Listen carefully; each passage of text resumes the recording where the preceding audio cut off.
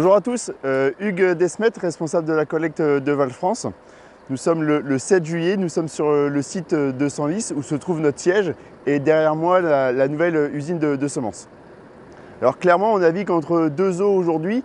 La moisson est plutôt en pause après les premières récoltes d'orge d'hiver, un peu de pois, un peu de colza. Clairement on a eu des fins de chantier de récolte.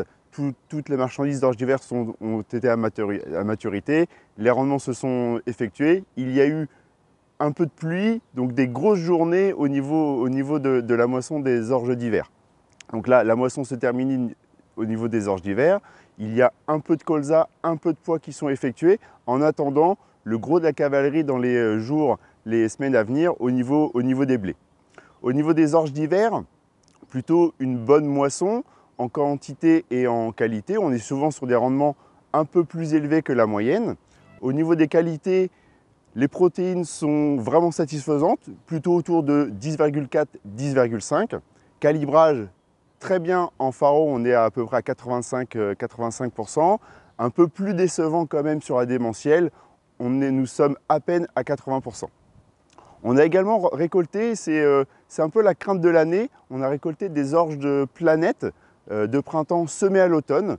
Alors il y a quelques milliers de tonnes avec des calibrages très faibles, autour des 70, et des protéines également faibles, en conséquence des rendements effectués plutôt bons en planète semées à l'automne, des protéines qui sont autour de 9,5.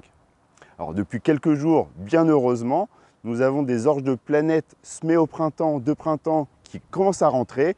On est rassuré parce qu'on a des protéines bien plus élevées et des calibrages bien meilleurs. Donc en blé, un petit point, alors on n'a quasiment pas rentré de blé sur le territoire. On a des échos plus au sud de chez nous, dans le centre de la France, des protéines sur la façade atlantique, sur le centre de la France, des protéines autour de 11, 11,5, des PS un peu limite, 76, 77.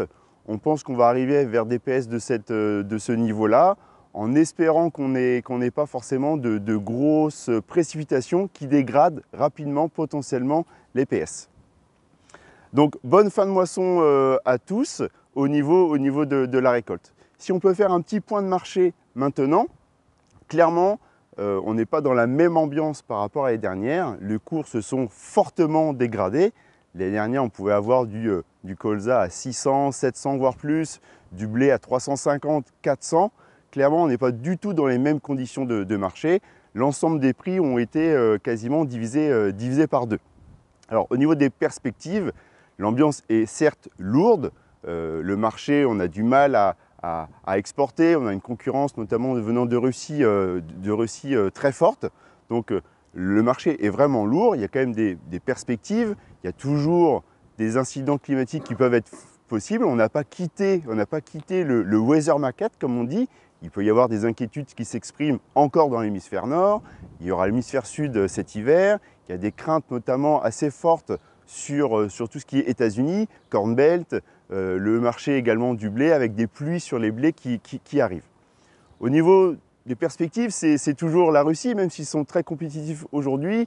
Il y a toujours ce fameux corridor, les craintes d'une guerre, une géopolitique qui peut être vraiment très présente.